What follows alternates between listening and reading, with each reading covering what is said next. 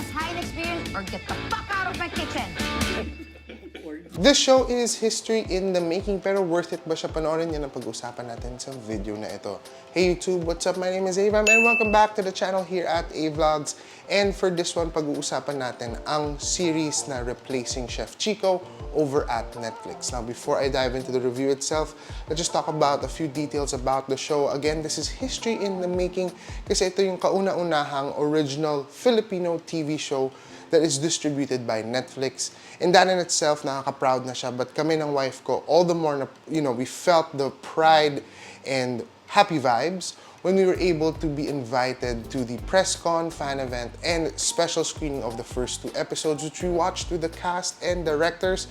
So again, to our friends over at Netflix, thank you for such a wonderful opportunity. Now, this show stars Alessandra De Rossi, Milby, and Piolo Pascual, amongst others.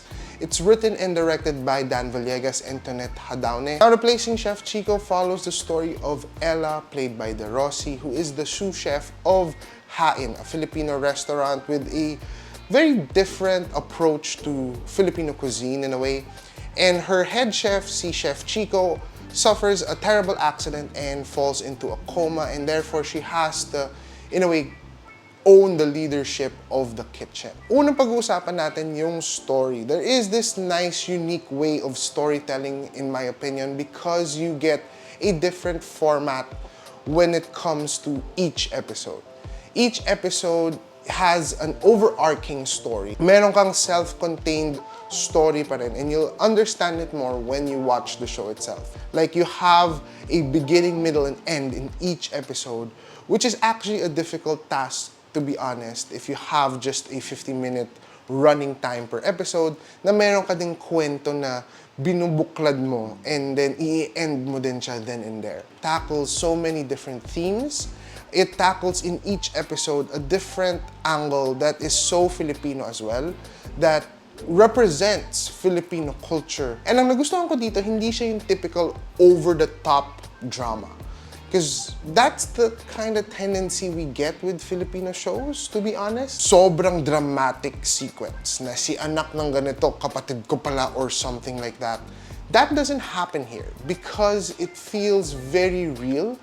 Things that occur here seem so relatable, and anyone watching, you have a story that you can actually cling onto, clasp onto, and say, hashtag relate ako dyan. There is that relatability. And what I think works here is that relatability goes beyond just being Filipino.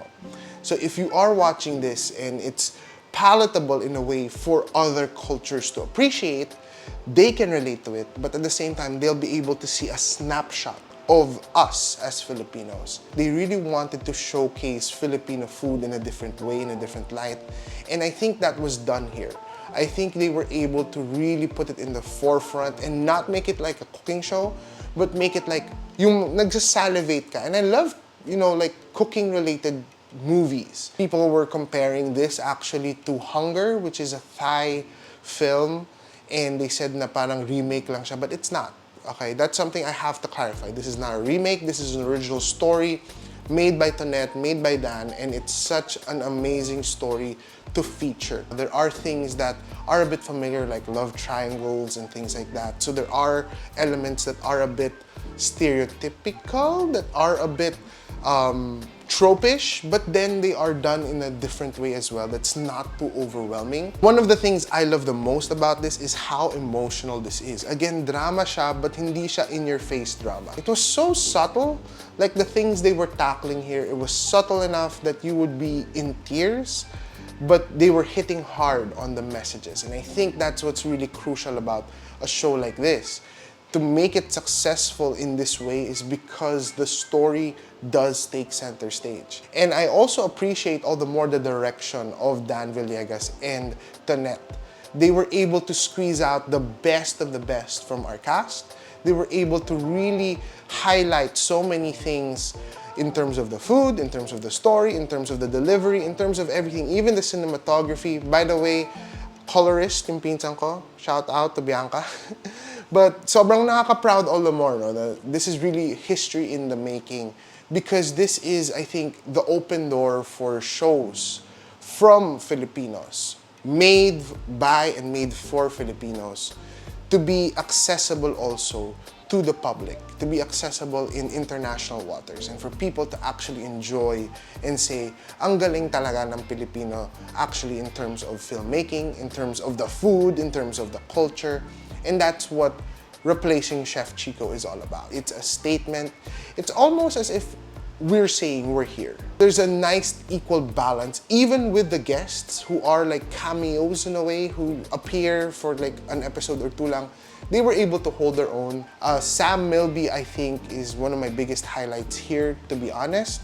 Of course, Alessandra De Rossi shined also in every role that she did, but Sam Milby, I think there was a different atmosphere that he was in. He was in the zone, and he was really owning up to that mad. Hindi siya nagtatry maging peg like Gordon Ramsay, but he was actually doing his own version, and seeing the atmosphere of a Filipino kitchen na nagmumura in Tagalog was actually interesting, because I felt like this might not have been like an easy direction to put in the kitchen atmosphere into a Filipino context, but it was actually done pretty well. Medyo may mga stories na mas makaka-relate ka over the others.